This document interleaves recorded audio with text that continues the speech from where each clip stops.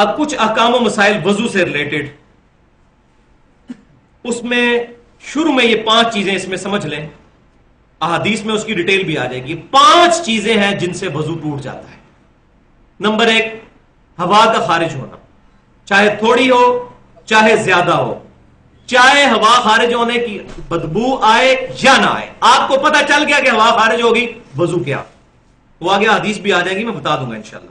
Number 2، پیشاب، اور اسی میں پخانہ بھی داخل ہے۔ نمبر 3، مزی، اور نمبر 4، شرمگاہ کو بغیر کسی کپڑے کے حائل ہوئے ڈائریکٹ چھو لینا، اور نمبر 5، اونٹ کا گوشت کھانا۔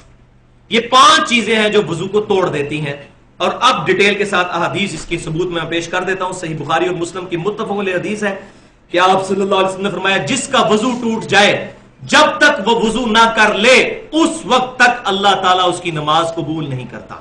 تو نماز کی چابی جو ہے یہ وضو ہے۔ نمبر 2 حدیث صحیح بخاری اور مسلم کی متفق علیہ حدیث ہے، سیدنا علی کہتے ہیں رضی اللہ تعالیٰ عنہ کہ مجھے کثرت سے مزی آیا کرتی تھی۔ یہ مزی، منی، ودی، یہ ڈیٹیل میں انشاءاللہ اگلی دفعہ غسل کے کانٹیکسٹ میں بتاؤں گا۔ فی الوقت یہی سمجھ لیں کہ غلبہ شہوت کی وجہ سے جو منی کے علاوہ جو قطرات نکلتے ہیں شروع میں، جو شفاف ہوتے ہیں، بلغم کی طرح شکل کے نہیں ہوتے، اس کو مزی کہتے ہیں، اس سے صرف وضو ٹوٹتا ہے، غسل اس سے واجب نہیں ہوتا۔ تو سیدنا علی کہتے ہیں مجھے بہت مزی آیا کرتی تھی، بخاری اور مسلم کی متفق علیہ حدیث ہے، اور میں اس بات سے شرم محسوس کرتا تھا کہ میں حضور سے یہ مسئلہ پوچھوں کیونکہ آپ میرے سسر تھے۔ تو میں نے سیدنا مقداد رضی اللہ تعالیٰ عنہ سے کہا کہ آپ مسئلہ پوچھ لیں میرے لیے۔ تو سیدنا مقداد نے جب آپ صلی اللہ علیہ وسلم نے مسئلہ پوچھا تو آپ صلی اللہ علیہ وسلم نے فرمایا کہ علی سے کہو کہ جب مزی آئے تو شرمگاہ کو دھو کر وضو کر لیا کرے، غسل کی حاجت نہیں ہے اس میں۔ تیسری حدیث صحیح مسلم میں ہے، یہ کریٹیکل حدیث کہ آپ صلی اللہ علیہ وسلم نے فرمایا جب بھی تم میں سے کوئی شخص اپنے پیٹ میں گڑبڑ محسوس کرے اور معاملہ اس کے لیے مشتبہ ہو جائے، ایمبیگوس ہو جائے، یعنی بعض اوقات پیٹ میں بھی گڑ گڑ شروع ہو جاتی ہے، ہوا نہیں خارج ہو رہی ہوتی پیٹ کے اندر، تو معاملہ مشتبہ ہو جائے تو وہ اس وقت تک مسجد سے باہر نہ نکلے وضو کرنے کے لیے، یعنی نماز میں ہے اور وہ باہر نہ نکلے جب تک کہ آواز یا بدبو نہ سونگھ لے۔ تو یہ معاملہ ہے مریض کے لیے جس کے پیٹ کے اندر گڑ گڑ ہو رہی ہے، ظاہر ہے اس سے تو وضو ٹوٹتا بھی نہیں ہے، اس کے لیے ہے کہ جب تک یہ معاملہ ہونا ہو جائے۔ اور یہ ٹیکنیکلی بات ہے کہ جب کسی کا پیٹ خراب ہو اور اس طرح گڑ گڑ ہو رہی ہو، اس وقت جو ہوا خارج ہوتی ہے اس کی بدبو بھی ہوتی ہے۔ عام حالت میں اگر کسی کو یہ یقین ہو گیا کہ میری ذرا سی ہوا بھی خارج ہوئی، چاہے بدبو آئی یا نہ آئی، آواز آئی یا نہ آئی، اس کا وضو ٹوٹ گیا، اب جان بوجھ کے پڑے گا تو نماز کی توہین ہے، دار اسلام سے خارج ہو جائے گا۔ تو یہ مسئلہ سمجھ لیں۔ لہٰذا یہ جو اہل بدعت اہل سنت پر اعتراض کرتے ہیں اصحاب الحدیث پر کہ یہ کہتے ہیں جی آواز نہ آئے تو اس وقت تک وضو ہی نہیں ٹوٹتا، تو یہ نبی صلی اللہ علیہ وسلم کا فرمان ہے، ذرا ایمان کا اپنا خیر منائیں، حضور صلی اللہ علیہ وسلم کی حدیث کا مذاق نہ اڑائیں، یہ کس کانٹیکسٹ میں وہ سمجھیں، یہ بیمار بندے کے لیے جس کے لیے معاملہ ایمبیگوس ہو رہا ہے، اور ظاہر پیٹ کے اندر جو پٹاخے چھوٹ رہے ہیں یا پیٹ کے اندر جو گڑ گڑ ہو رہی ہے اس کی وجہ سے وضو تو نہیں ٹوٹتا، یہ بات تو بالکل کلیئر کٹ۔ یہ مسئلہ میں نے ضروری بتانا تھا۔ چوتھی حدیث صحیح مسلم میں کہ نبی صلی اللہ علیہ وسلم نے پوچھا گیا کہ جب ہم بکری کا گوشت کھاتے ہیں اس کے بعد وضو کیا کریں، تو آپ صلی اللہ علیہ وسلم نے فرمایا کہ تمہاری مرضی ہے، کر لو تب بھی ٹھیک، نہ کرو تب بھی ٹھیک، یعنی وضو نہیں ٹوٹتا۔ اور پھر پوچھا گیا کہ بتائیے اگر ہم اونٹ کا گوشت کھا لیں، تو فرمایا اونٹ کا گوشت کھاؤ تو وضو کر لیا کرو، یہ اللہ تعالیٰ کی طرف سے حکم ہے، اس کی دلیل کوئی ہو یا نہ ہو، اللہ کی طرف سے حکم ہے۔ پانچویں حدیث جامعہ ترمذی، سنن ابی داؤد اور سنن نسائی اور سنن ابن ماجہ میں ہے کہ آپ صلی اللہ علیہ وسلم نے فرمایا جو شخص بھی اپنی شرمگاہ کو چھو لے تو پھر اپنے وضو کو دوبارہ کرے، اس کا وضو ٹوٹ گیا۔ لہذا وہ جو سنن ابی داؤد کے اندر حدیث ہے وہ بھی حدیث صحیح ہے کہ نبی صلی اللہ علیہ وسلم سے جب پوچھا گیا کہ اگر کوئی شخص اپنی شرمگاہ کو ہاتھ لگا لے تو کیا اس کا وضو ٹوٹ جائے گا، تو آپ صلی اللہ علیہ وسلم نے فرمایا کہ شرمگاہ بھی تمہارے جسم کا ایک ٹکڑا ہے، کوئی حرج نہیں اس میں۔ وہ حدیث منسوخ ہے محدثین کی نظر میں، اور یہ حدیث اس کو یہ ناسخ ہے اس کی کہ جو بندہ شرمگاہ کو ہاتھ لگا لے، ویسے ٹیکنیکلی بھی یہ بات سمجھ آتی ہے کہ جو اتنی ایکسٹریم تک گیا ہوا ہے اس کو وضو کر لینا چاہیے دوبارہ۔ چھٹی حدیث صحیح ابن حبان میں اور سنن دارقطنی میں اور مسند امام شافعی میں آپ صلی اللہ علیہ وسلم نے فرمایا کہ اگر کوئی شخص اپنی شرمگاہ کو بغیر کسی کپڑے کے حائل ہوئے چھوئے تو وہ وضو کرے، اور اگر کپڑے کے ساتھ چھوئے تو پھر وضو کرنے کی حاجت نہیں. یعنی اگر کسی شخص نے کپڑے کے باہر سے ہی شرمگاہ کو ہاتھ لگا لیا تو اس کا وضو ٹوٹا نہیں ہے. پھر 7ویں حدیث جامعہ ترمذی، سنن نبی داؤد اور سنن ابن ماجہ کی، کہ آپ صلی اللہ علیہ وسلم نے فرمایا جو شخص بسم اللہ نہیں پڑھتا اس کا وضو نہیں ہے. اس بات کو سمجھ لیں، اس حدیث پر کسی محدث نے یہ باب نہیں باندھا کہ بسم اللہ کے بغیر وضو نہیں ہوتا، یہ صرف افضلیت کے طور پر ہے. جیسا کہ یہ حدیث میں ہے، صحیح بخاری اور مسلم کی متفق علیہ حدیث ہے، تم میں سے کوئی شخص اس وقت تک مومن ہی نہیں ہو سکتا جب تک کہ وہ چیز نہ پسند کرے اپنے بھائی کے لیے جو اپنے لیے پسند کرتا ہے. تو کامل الایمان مومن نہیں ہوگا. بعض اوقات تو ایسا ہو بھی سکتا ہے. تو اس پر کسی محدث کا باب نہیں کہ بسم اللہ کے بغیر وضو نہیں ہوتا.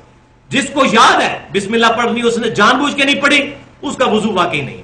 اور اگر کوئی شخص بھول گیا تو قرآن پاک میں بھی 4 فرائض آئے ہیں، اس میں بسم اللہ کا ذکر نہیں ہے، اور بیچ میں اس کو یاد آ گیا تو صحیح مسلم میں حدیث ہے کھانا کھاتے ہوئے بسم اللہ پڑھنی بھول گئے تو بسم اللہ اولہ و آخرہ پڑھ لو، تو وہ بسم اللہ اولہ و آخرہ پڑھ لے. آخر میں یاد ہے تو اس وقت پڑھ لے. البتہ یہ وضو کا جز نہیں ہوگا، لیکن جس کو یاد ہے بسم اللہ پڑھنا اس نے جان بوجھ کے نہیں پڑھی، اس کا وضو نہیں. لہذا یہ مسئلہ بھی میں نے کلیئر کیا، اس بارے میں بھی بڑی مسکنسیپشن تھی. 8ویں حدیث سنن نبی داؤد، مسند امام احمد اور سنن نسائی الکبریٰ میں ہے کہ نبی صلی اللہ علیہ وسلم نے ایک شخص کو دیکھا کہ وہ تہمد لٹکائے ہوئے نماز پڑھ رہا تھا.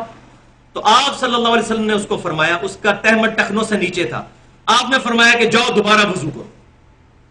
تو سیدنا ابو ہریرہ رضی اللہ تعالیٰ نے پوچھا یا رسول اللہ صلی اللہ علیہ وسلم، آپ نے اس کو دوبارہ وضو کرنے کا حکم کیوں دیا؟ تو آپ صلی اللہ علیہ وسلم نے فرمایا کہ بے شک اللہ تعالیٰ اس کی نماز قبول نہیں کرتا جس شخص کا کپڑا ٹخنوں سے نیچے لٹک رہا ہو، اس لیے میں نے اسے دوبارہ وضو کے لیے بھیجا. اس میں یہ الفاظ نہیں کہ وضو ٹوٹ جاتا ہے، یہ اصل میں آپ نے اس کو سزا دی تاکہ اس کو یہ بات یاد رہے تنبیہ کے طور پر. جیسے ٹیچر بھی کلاس میں کہتا ہے کہ اتنی دفعہ اٹھک بیٹھک کرو، یہ اٹھک بیٹھک اس سے کروائی کیونکہ کسی محدث نے یہ باب نہیں اس پر باندھا کہ ٹخنوں سے شلوار نیچے چلی جائے تو اس کا وضو ٹوٹ جاتا ہے. کسی سے ثابت نہیں، یہ میرا چیلنج ہے. تو ٹخنوں سے نیچے اگر کسی کی شلوار چلی گی وضو نہیں ٹوٹے گا اس کا. اگر ٹائم ہے تو اس کو وضو دوبارہ کروائیں، سنت پر عمل کریں تاکہ اس کو یاد رہے کہ وہ اپنی شلوار ٹخنوں سے اوپر رکھے. نماز کے علاوہ بھی سنت ہے، لیکن وضو نہیں ٹوٹے گا اگر وہ اس وقت کر لیتے. 9ویں حدیث سنن نبی داؤد کے اندر ہے کہ ایک انصاری صحابی رضی اللہ تعالیٰ عنہ پہرے پر نبی صلی اللہ علیہ وسلم کی طرف سے مختص کیے گئے. اسی دوران کافروں نے ان پر تیر برسانے شروع کیے. 3 تیر ان کو لگے، ان کے جسم سے تیزی سے خون بہنے لگا، لیکن وہ نماز کی حالت میں تھے. اس کو انہوں نے کہا رات کو جاگنا ہی ہے، چلو نماز ہی پڑھ لیں. ادھر والا صاحب تو نہیں تھا نا کہ جناب فلم ہی لگا کے بیٹھ جائیں. تو انہوں نے کہا نماز ہی پڑھ لوں، میں پہرا تو کرنا ہی ہے، جاگ تو رہا ہی ہوں، چلو اللہ کے لیے رات بھی گزر جائے گی. تو نماز پڑھنے کے دوران ان کو 3 تیر لگے. دوسرے ان کے ساتھی تیسرے تیر پر اٹھے اور انہوں نے پھر ان کو بھگا دیا جو دشمن تھے. تو لیکن نماز مکمل کر کے انہوں نے سلام پھیرا تو اس مہاجر صحابی نے اس انصاری صحابی سے پوچھا آپ مجھے جگا لیتے اور آپ نے نماز کیوں نہیں توڑی؟ تو انہوں نے کہا کہ میں نے سورت مکمل کر کے نماز توڑی، کیونکہ میں نے یہ ارادہ کیا کہ سورت اب میں نے شروع کی ہے تو یہ بڑی غیر اخلاقی بات ہے کہ میں اس کو مکمل کیے بغیر ہی نماز توڑ دوں. تو میں نے نماز مکمل کی، وہ سورت مکمل کی. تو اس حدیث سے یہ بات پتہ چلی کہ خون نکلنے سے وضو نہیں ٹوٹتا. صرف امام ابو حنیفہ رحمۃ اللہ علیہ اس مسئلے میں منفرد ہے، باقی پوری امت کا اتفاق ہے. اور امام بخاری نے بھی چیپٹر باندھا ہے کہ خون نکلنے سے وضو نہیں ٹوٹتا.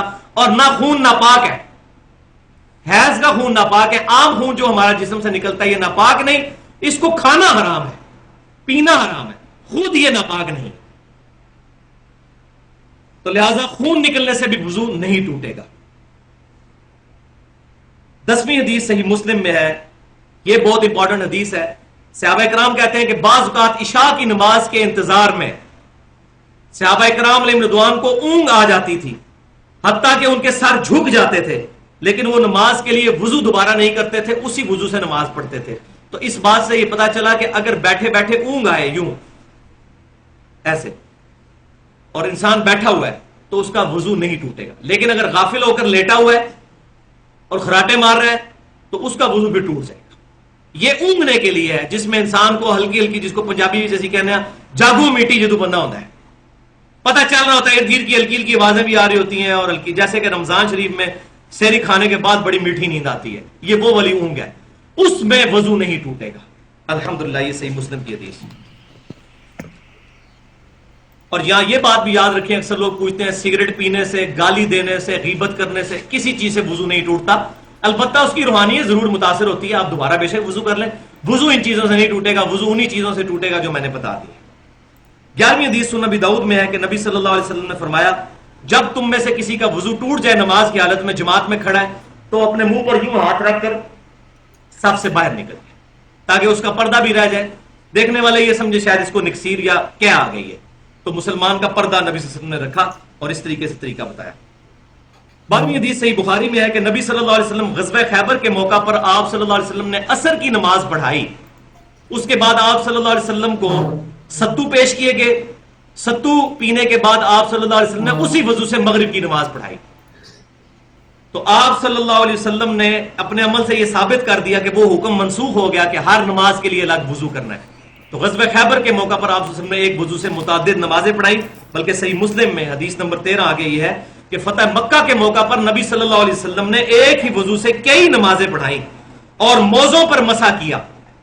تو صحابہ کرام نے پوچھا یا رسول اللہ صلی اللہ علیہ وسلم ہم نے آپ کو آج وہ کام کرتے ہوئے دیکھا ہے جو پہلے نہیں دیکھا، تو آپ صلی اللہ علیہ وسلم نے فرمایا میں نے جان بوجھ کر ایسا کیا تاکہ تمہیں یہ مسئلہ معلوم ہو جائے کہ ایک وضو سے کئی نمازیں پڑھی جا سکتی ہیں اگر وضو نہیں ٹوٹا، یہ نہیں کہ ہر نماز کے لیے علیحدہ سے وضو، بہرحال وہ افضل ضرور ہے۔